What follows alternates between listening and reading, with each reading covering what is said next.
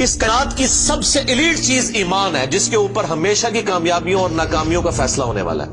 تو آپ کیا سمجھتے ہیں کہ آپ کو یہ راہ چلتے فٹ پاتھ پہ گری پڑی مل جائے گی؟ اس کے لیے کوئی ایفرٹ پٹ نہیں کرنی پڑے گی۔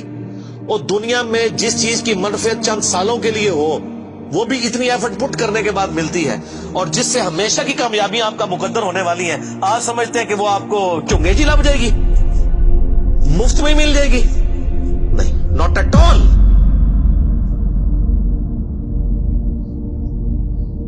میری وائف نے جب پہلی دفعہ قرآن پڑھا نا شادی کے بعد، میں نے اس کو ایک قرآن کلاس ہوتی تھی رمضان شریف میں، تو میں نے کہا میں بچے وغیرہ میں دیکھوں گا، تم نہ صرف ایک دفعہ قرآن پڑھ لو تاکہ تمہیں پتہ چلے قرآن میں لکھا کیا ہوا ہے۔ قرآن آپ اکیلے بیٹھ کے تو ظاہر ہے اس طرح نہیں ہے، ایک ماحول ہوتا ہے، ایک ڈیکورم ہے، کلاس ہے جس طرح یہاں لوگ بیٹھے۔ تو رمضان میں پورا قرآن اس نے مکمل کیا نا، تو میں نے اس سے پوچھا تم نے کیا یعنی اس سے حاصل کیا؟ اس نے کہا جی اللہ بہت سخت ہے، اور جس خدا کا تعارف ہمیں ہمارے ماں باپ اور یہ معاشرہ کرواتا ہے وہ خدا نہیں ہے جو قرآن میں ہے۔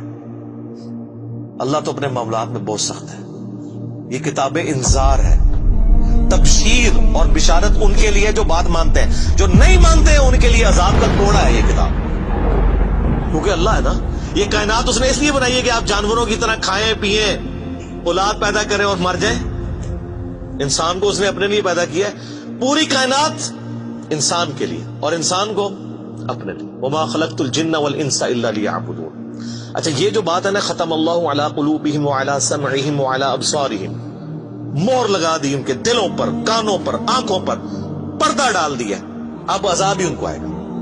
یہ آپ نے اگر بات سمجھنی ہے نا تو آپ پارہ نمبر 7 کے آخری صفحے پہ آ جائیں، سورۃ الانعام میں آیت نمبر ہے 110، 7ویں پارے کی آخری آیت، آپ کے یہ بلو والے قرآن میں 142 نمبر پیج کی آخری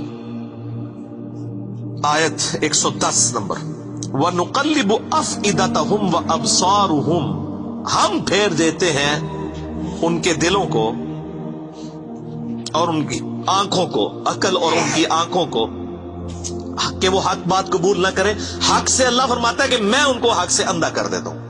کما لم یؤمنوا بہ اول مرہ، جس طرح کہ انہوں نے بھی تو پہلی دفعہ جب ان کے اوپر حق کھلا تھا انہوں نے ایمان لانے سے روح گردانی کی تھی نا، اب یہ چاہیں گے بھی نہ تو میں ان کو اسلام کی طرف نہیں آنے دوں۔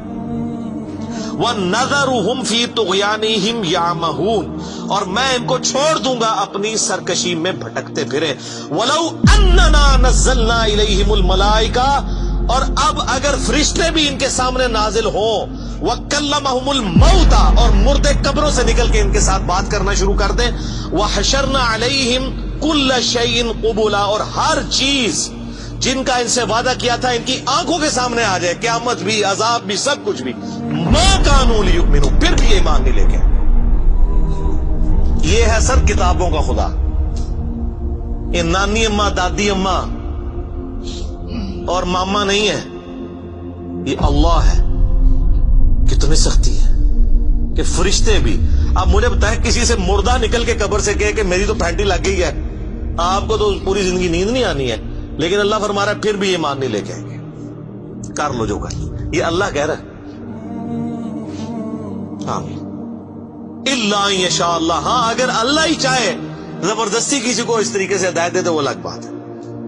ولکن اکثرهم یجہلون، لیکن اکثر لوگ جہالت کا شکار ہیں، وہ اپنی وشفل تھنکنگز کے اندر، امانیہم جنہیں کہا گیا ہے، وہ ان میں پھر رہے پھرتے رہے۔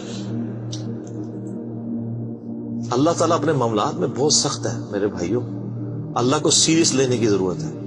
ظاہر ہے اس کائنات کی ایک ہی حقیقت ہے، وہ اللہ ہے، اگر اس کو کوئی سیریس نہیں لیتا تو اللہ تعالیٰ کے لیے کیا ہے؟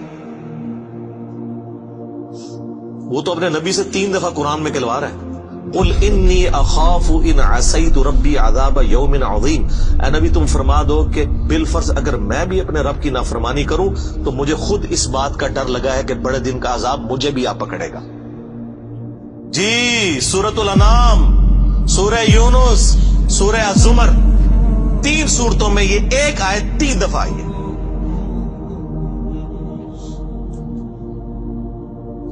آپ مجھے بتائیں جو آپ کو کہتے ہیں جناب ہم بخشوا لیں گے، ہم اپنے مریدوں کو لے جائیں گے اور تو کھنگن نہیں دینا کسی نے ہوتے.